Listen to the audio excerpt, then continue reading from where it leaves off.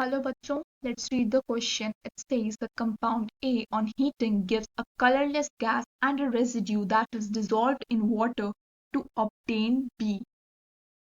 Excess of carbon dioxide is bubbled through aqueous solution of B and C is formed, which is recovered in the solid form. So when solid C on gentle heating gives back A, so the compound is. For this type of question, we have to follow a complete mechanism. We have to proceed step by step according to the statement given in the question. Only then we can reach up to the answer. Or in other way, we have to find the key thing that is most important for cracking this question. Otherwise, hit and trial would be a very long method. So let's see what the statements say step by step. So the compound A on heating gives colorless gas. Let's write it. A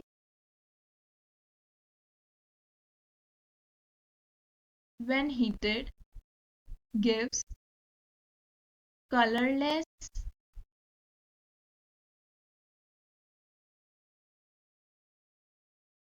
gas.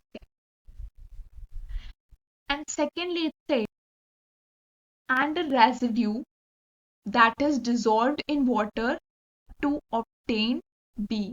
Let's see. The other thing formed is the residue, and second statement says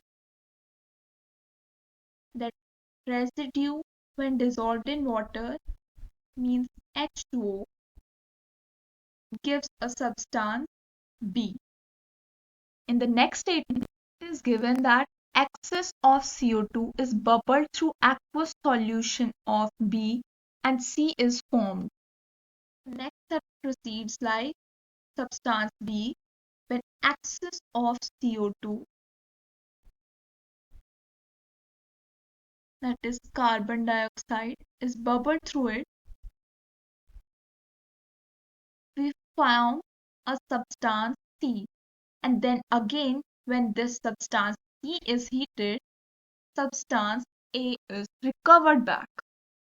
And solid C on gentle heating gives back A. So this means जब C substance को हमने heat किया तो वापस A substance जहां से हमने reaction शुरू की थी वही हमारे पास आ जाएगा. तो अगर हम इसको ऑप्शन वाइज देखें तो हमारे पास सबसे पहले है कैल्शियम कार्बोनेट. तो हम इसको ट्राई करके देख लेते हैं. तो कैल्शियम कार्बोनेट को जब हमने हीट किया तो वो हमें देगा CO2 प्लस कैल्शियम ऑक्साइड. तो CO2 हमारे पास कलरलेस गैस होती है और CaO हमने रेजिड्यू मान लिया. अगर इसको रेजिड्यू मान लें तो जब कैल्शियम ऑक्साइड को रिएक्ट करेंगे वाटर के साथ तो हमारे पास बनेगा कैल्शियम हाइड्रोक्साइड यानी कि सब्सटेंस नंबर बी. और जब इस सब्सटेंस नंबर बी यानी कैल्शियम हाइड्रोक्साइड से एक्सेस ऑफ CO2 पास करेंगे तब मेरे पास बनेगा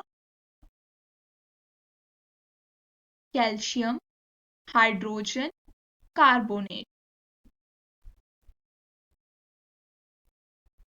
जब कैल्शियम हाइड्रोजन कार्बोनेट बन गया तो अब इस कैल्शियम हाइड्रोजन कार्बोनेट को मैं हीट करूंगी तो मेरे पास फिर से कैल्शियम कार्बोनेट बन जाएगा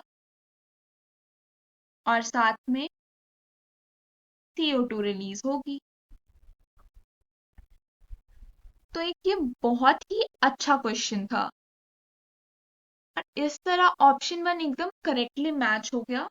तो यही हमारा राइट आंसर है. मैं एक बार फिर से एक्सप्लेन कर देती हूँ. इस क्वेश्चन में था कि कंपाउंड ए को हमने हीट किया तो हमारे पास कलरलेस गैस बनी और रेजिड्यू बना.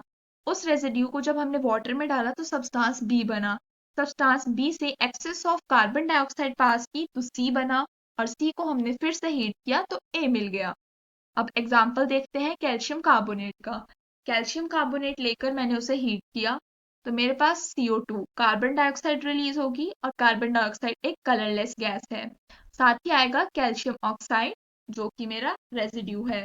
तो जब कैल्शियम ऑक्साइड को मैंने रिएक्ट किया वाटर के साथ तो मेरे पास बन गया कैल्शियम हाइड्रोक्साइड जो मेरा सब्सटेंस बी हुआ।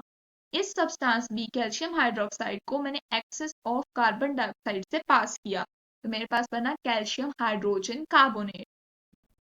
ठीक है, जब कैल्शियम हाइड्रोजन कार्बोनेट बन गया, इसको फिर से गर्म करने पे मेरे पास क्या आया, कैल्शियम कार्बोनेट और कार्बन डाइऑक्साइड रिलीज हुई।